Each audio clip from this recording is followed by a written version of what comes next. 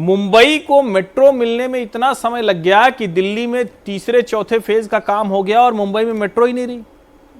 पहली मुंबई मेट्रो आई तो छोटा सा रूट बनाकर कहा हमने ये काम किया।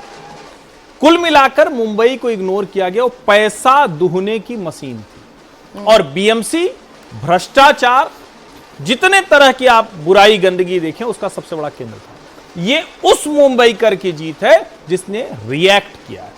1960s में मुंबई को वर्ल्ड क्लास सिटी बनाने के लिए, तब वो सिस्टम हुआ करता था आपस में बातचीत करके, उस प्लान को इंप्लीमेंट करना था, नहीं हो पाया। मुंबई ट्रांस हार्बर लिंक तब से 5 बार अलग अलग प्रोजेक्ट बनता है, नहीं पूरा हो पाता है। देवेंद्र फडणवीस के समय पूरा होता है। जिस कोस्टल रोड की बात होती थी वो कोस्टल रोड नहीं पूरी हो पाती।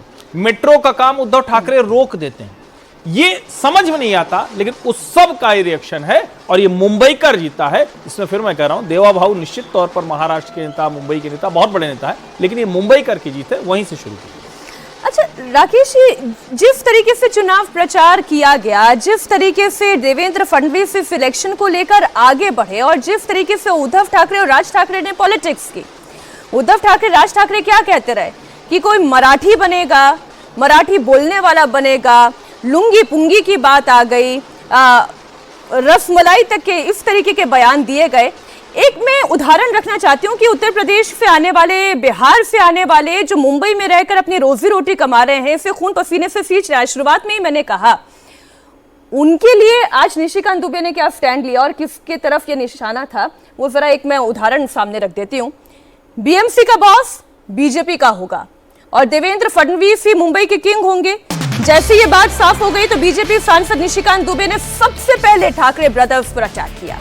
निशिकांत दुबे ने कहा कि मुंबई आकर मैं उद्धव और राज ठाकरे से मिलूंगा।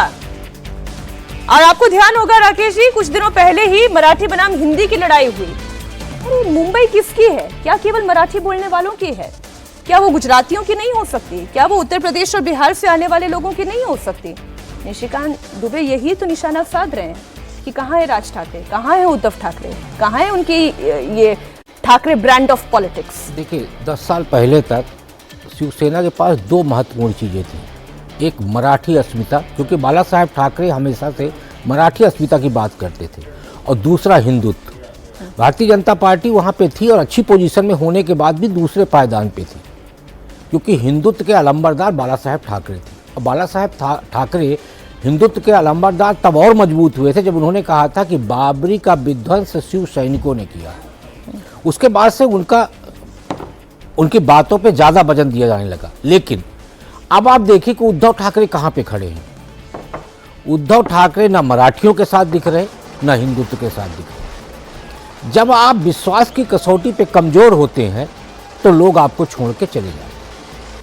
और इस बार शिवसेना उद्धव ठाकरे उसी तरह की स्थितियों से ये ठाकरे ब्रदर्स बहुत बड़े बोल गए थे कि मुंबई आके दिखाओ, डुबो डुबो के मारेंगे।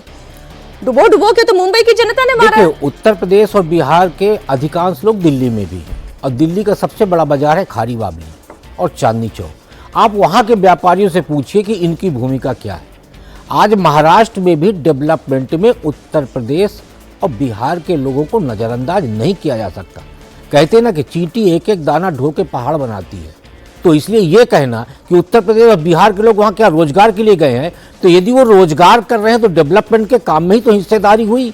तो डेवलपमेंट का आप भी यदि काम कर रहे हैं, मान लीजिए कोई एक मराठी ठेकेदार है, तो क्या अपने घर के पैसे से काम कर रहा है? वो भी कहीं से अनुदान ले रहा, तो उसी अनुदान में एक हिस्सेदारी श्रमिक के रूप में ही सही, लेकिन आपके बिहारी और उत्तर प्रदेश के लोग भी है, तो सहभागिता तो हुई ना। तो डेवलपमेंट में किसकी, कहते हैं ना कि रामचंद्र जी के समय पर एक गिलहरी की भी भूमिका थी।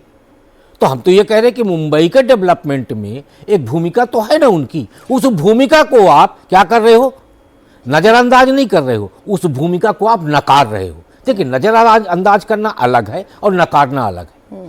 तो जब आप नकार रहे हो तो वहाँ तो ज्वाइंट वेंचर है ना, मराठी और उत्तर भारतीयों की, और उस ज्वाइंट वेंचर के बीच में आप फैक्शन पैदा कर रहे हो, तो स्वाभाविक है उसमें आपके साथ मराठी भी टूटेगा और उत्तर भारतीय भी टूटेगा, और उद्धव शिवसेना को उसी का नतीजा भुगतना पड़ा।